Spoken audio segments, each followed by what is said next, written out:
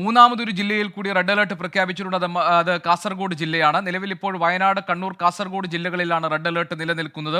മലപ്പുറം ജില്ലയിലേക്ക് ക്ഷമിക്കണം, മലപ്പുറം ജില്ലയിലേക്ക് നമുക്ക് പോകാം. മലപ്പുറം തിരൂരങ്ങാടിയിൽ നിരവധി വീടുകളിൽ വെള്ളം കയറിയിട്ടുണ്ട്.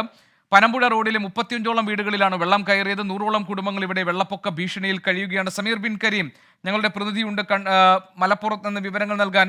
സമീർ, മലപ്പുറം പോത്തുകല്ലിൽ മരം വീണ് ഗതാഗതം തടസ്സപ്പെട്ടിരുന്നു. അതുപോലെ തന്നെ പലയിടങ്ങളിലും ഈ വെള്ളം കയറി വീടുകളിൽ വെള്ളം കയറിയ സാഹചര്യം ഉണ്ടായിരുന്നു. ഒരു വെള്ളപ്പൊക്ക ഭീഷണി നിലനിൽക്കുന്നുണ്ട്. ഈ പനമ്പുഴ റോഡിൽ ഏതാണ്ട് 35ഓളം വീടുകൾ വെള്ളം കയറിയിട്ടുണ്ടെന്നാണല്ലോ പറയുന്നത്. സമീർ, ഇപ്പോൾ അവിടെയാണോ നിൽക്കുന്നത്? എന്താണ് മലപ്പുറത്തെ പൊതു സാഹചര്യം?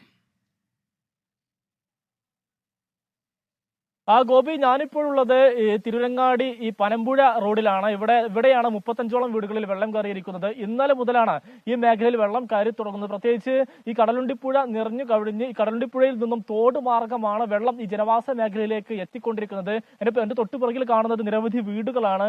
ഈ വീടുകളെല്ലാം തന്നെ ഉൾഭാഗത്തേക്ക് അടക്കം വെള്ളം എത്തിക്കൊണ്ട് ആളുകളെല്ലാം തന്നെ കഴിഞ്ഞ ദിവസം ഇവിടെ നിന്നും മാറി താമസിച്ചിരിക്കുകയാണ്. 35ഓളം വീടുകളിൽ ആളുകളാണ് നിലവിൽ ബന്ധു വീടുകളിലേക്ക് അഭയം പ്രാപിച്ചിരിക്കുന്നത്. ഈ പുഴയോട് ചേർന്നുള്ള ഈ തോടിന്റെ ഈ ബണ്ടുമായി ബന്ധപ്പെട്ടുള്ള ചില പ്രശ്നങ്ങളാണ് ഈ ഒരു വെള്ളം കയറാൻ കാരണമെന്നുള്ളതാണ് നാട്ടുകാർ വ്യക്തമാക്കുന്നത്. ഏതായാലും നിലവിൽ 100ഓളം കുടുംബങ്ങൾ ഇവിടെ അപകട ഭീഷണിയിൽ കഴിയുന്നു എന്നുള്ളതാണ് ഏറെ പ്രധാനപ്പെട്ടതായിട്ടുള്ള കാര്യം. അതോടൊപ്പം തന്നെ ഈ തിരുരങ്ങാടി വെള്ളിലക്കാട് മേഖലയിലും സമാനമായ ഭീഷണി നിലനിൽക്കുന്നുണ്ട്.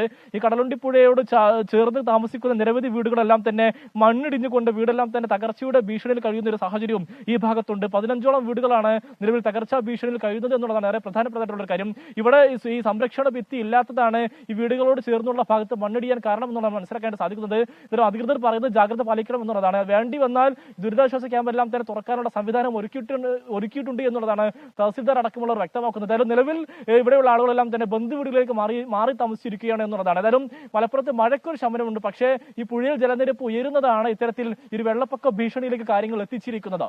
ഗോപി, സമീർ ബിൻ കരീം ആണ് വിവരങ്ങൾ നൽകിയത് മലപ്പുറത്ത് നിന്ന്.